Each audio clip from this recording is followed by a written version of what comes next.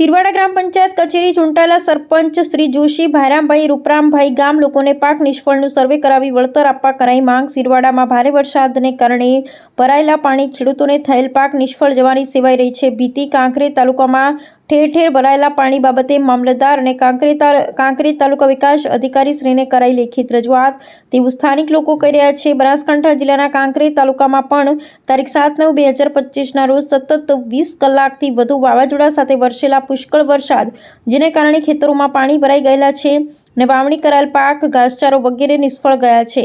તેમનું પશુપાલન પરિવારોને પણ પશુઓ માટે ઘાસચારાની વિકટ પરિસ્થિતિ છે। આવી કપરી પરિસ્થિતિમાં મોંઘા ભાવના બિયારણો ખેડાઈ વગેરે મોંઘવારીના મારમાંથી જગતના તાતને સરકારશ્રી દ્વારા મદદ આપવામાં આવે તેવી મીડિયા સમક્ષ વેદના ખેડૂતો ઠાલવી રહ્યા છે। વાત કરવામાં આવે તો બનાસકાંઠા જિલ્લાના ગ્રામ્ય વિસ્તારમાં વધુ વરસાદને હિસાબે સર્જાયેલ વિકટ પરિસ્થિતિ સમયે બનાસકાંઠા જિલ્લામાં પધારેલ રાજ્યના મુખ્યમંત્રીશ્રીએ સ્થાનિક પ્રજાને મદદ કરવા હૈયાધારણા આપવામાં આવી હતી।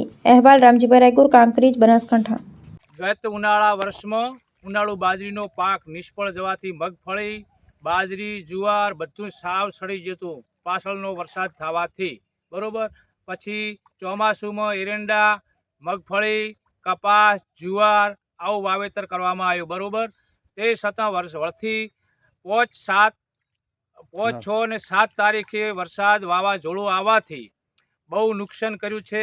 બનાસકાંઠા જિલ્લામાં કાંકરેજ તાલુકા, ફોઈગોમ, ભાભર, રૂવેલ, વરસડા, સિરવાડા, ચોગા મોટા પાયામાં નુકસાન કરવાથી અત્યારે હાલ એરંડાનો પાક બળી ગયા છે। તો સરકારને નમ્ર વિનંતી કે ખેડૂતોને કોક આપે સહાય તો બરાબર ન ખેડૂત જીવી શકે એમ નથી। અત્યારે હાલ મીડિયાવાળા, તલાટીશ્રી, સરપંચશ્રી બધા આયાત છે અને અત્યારે લાઈવ પ્રસારણમાં વિડીયો બનાવવામાં આવેલો છે। આ તમામ ખેડૂતો ઊભા છે। જય હિન્દ। ભાયરામભાઈ રૂપરામભાઈ જોશી કાલે પણ હું તાલુકામાં આવેદનપત્ર આપી અને ગામની રજૂઆત કરી આવ્યો હતો। આજે પણ મીડિયાવાળાની સિરવાડા શેમાડાની અંદર અમારી ગામની જે તે તપાસ કરાવવા માટે જે તે ખેતરમાં પાણી ભરેલું છે, પાક નિષ્ફળ ગયો છે। હવે આ જે ખેતરમાં આવ્યામાં આ ભાઈને ઉનાળુ ચોમાસું બાજરી નિષ્ફળ ગયા પછી ઘાસચારો નિષ્ફળ ગયો, એના પછી એરંડાનું વાવેતર પહેલાં વખત કર્યું તારે પણ નિષ્ફળ ગયું, બીજી વખત એરંડાનું વાવેતર કર્યું તો તમે જોયું છો મીડિયાની સમક્ષ તમે નજર સમક્ષ જુઓ કે ખેતર તળાવ ગઢ ભરેલું પડ્યું છે। પહેલું તો એનો પાણીનો નિકાલ માટે એક તો સરકારશ્રીને હું રજૂઆત કરું છું કે પાણીનો નિકાલ માટે આયોજન કરી આપો એટલે વારવાર ખેડૂતને તકલીફ હારી ન પડે।